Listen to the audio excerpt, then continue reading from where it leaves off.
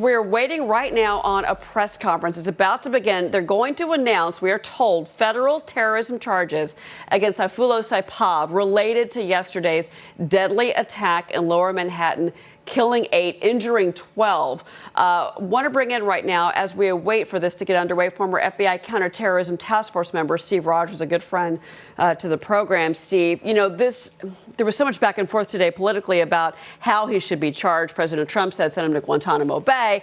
But this is going to be it's going to be a federal criminal case, basically. He's getting a lawyer. He may already be zipping his lip. What do you make of all this? And that's the tragedy of what we're dealing with. You know, Cheryl, we're at war. And until the government, and I'm talking about whether it be our Congress or whoever, realizes that we're at war, we're going to continue to see these terrorists go down this road of being prosecuted as criminals and not enemy combatants. So when you're at war and you've got the enemy radicalizing their warriors here in this country, or if they come in from overseas, they're enemy combatants. So he should be tried in a military court. Well, obviously that's not going to happen. I guess the point being, though, and was funny, a few moments ago we thought the press conference was going to start.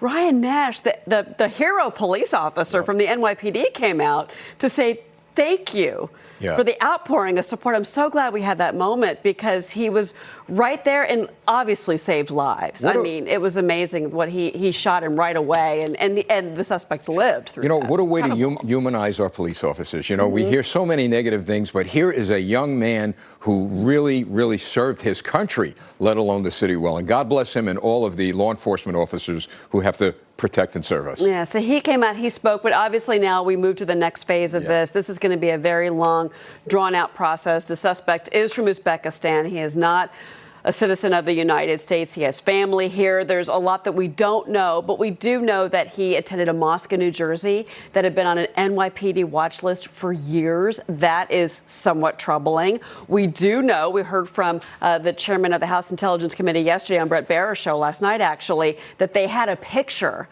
that came out in August of somebody taking a picture of that exact walkway in that exact spot along the bike path on the west side with an ISIS flag in the picture. This was planned. He planned this. We've been told this already. This information leaking out to Fox News ahead of these charges. Well, you know, there are questions as to if he was on law enforcement radar, what happened.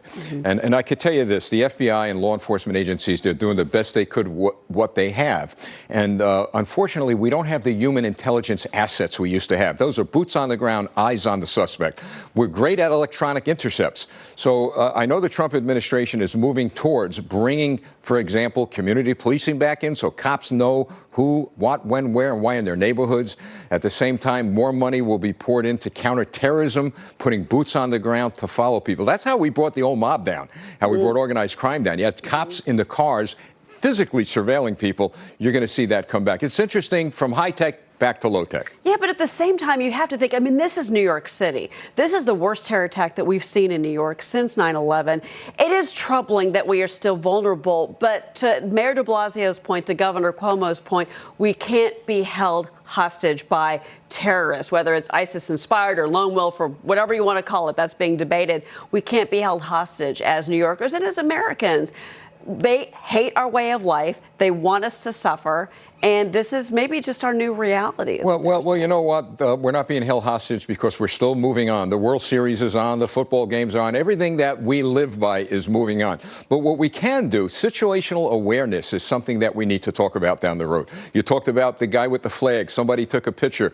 If you see something, say something. And so many times people say, I don't want to bother the police. Bother the police. There's plenty of them around, especially in this city. Steve, I want you to stay with me. We continue to monitor, of course, this live picture. We're awaiting the official federal charges to be announced against the suspect in the terror attack here in New York City. Taking a quick commercial break. Stay with us. We will be right back with that.